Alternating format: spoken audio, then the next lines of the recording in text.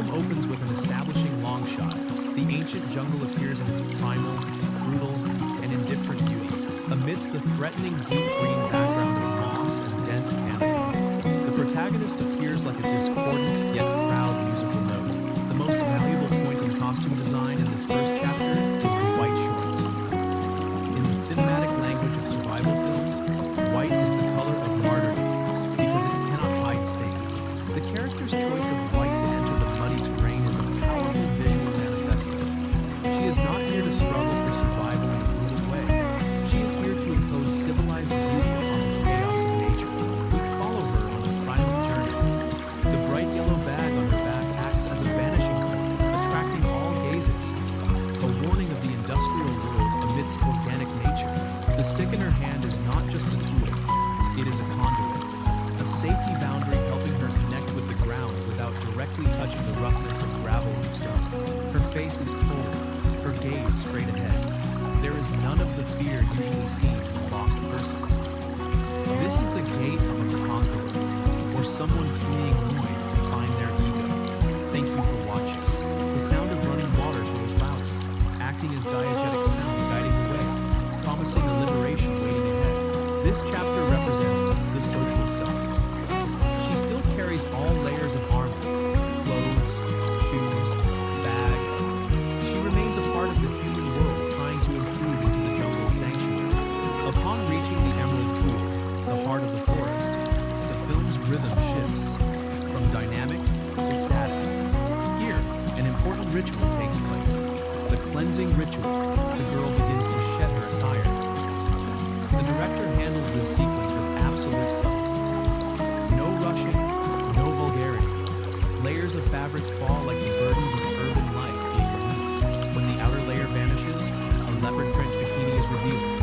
This is a genius detail in visual scripting. Why leopard?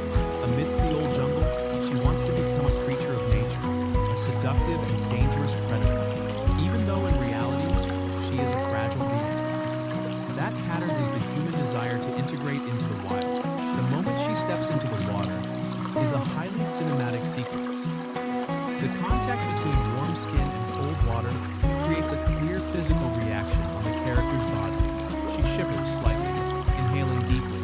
It is the painful yet pleasurable intersection between the artificial and the natural. She splashes water on her shoulders, her hair, breaking the mirror surface of the lake, declaring ownership in this space. This chapter marks the transition to the primal self. She is no longer a tourist. She is a nymph of the stream. This metamorphosis is not just physical, but spiritual. This is the longest and most meditative chapter of the film.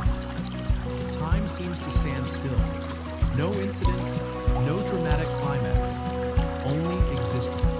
The girl soaks in the water, her golden braided hair floating like a ribbon of silk. This image recalls the famous painting Ophelia, but instead of tragedy, it bears the color of hedonism. She looks up at the sky through the canopy, seeking light. Challenge the audience's patience, forcing them to closely observe every small movement, a blink, a ripple, a breath. She sits on a rotten log in the middle of the stream. Her posture is upright, motionless like a sculpture. She transforms herself into part of the landscape. However, the repetitive motion of stroking her hair and wiping water from her face reveals a hidden restlessness beneath the calm exterior. Is the loneliness of the deep forest beginning to invade her mind? Is she enjoying freedom or fearing emptiness? The director leaves this question open, allowing the audience to fill in the blank with their own emotions. This chapter is the reflection. Like Narcissus, the girl finds her image in the water and immerses herself in her own beauty and the surrounding nature. This is the pinnacle of aestheticism in the film. Every dream must end. The final chapter bears the color of gritty realism. The girl leaves the water, stepping onto the bank. She puts the tank top back on while it is still soaking wet. This action defies common logic, taking dry clothes from the bag, but is entirely logical in terms of cinematic emotion. She wants to carry the cold, the wetness of the stream with her. She wants that sticky sensation to remind her of the experience she just had. The wet shirt clings to her body, accentuating her contours once more before she conceals everything to return to the human world, is powerful and decisive, contrasting with the softness of swimming. At this moment, the survival instinct rises. She must prepare for the return journey. Her face becomes more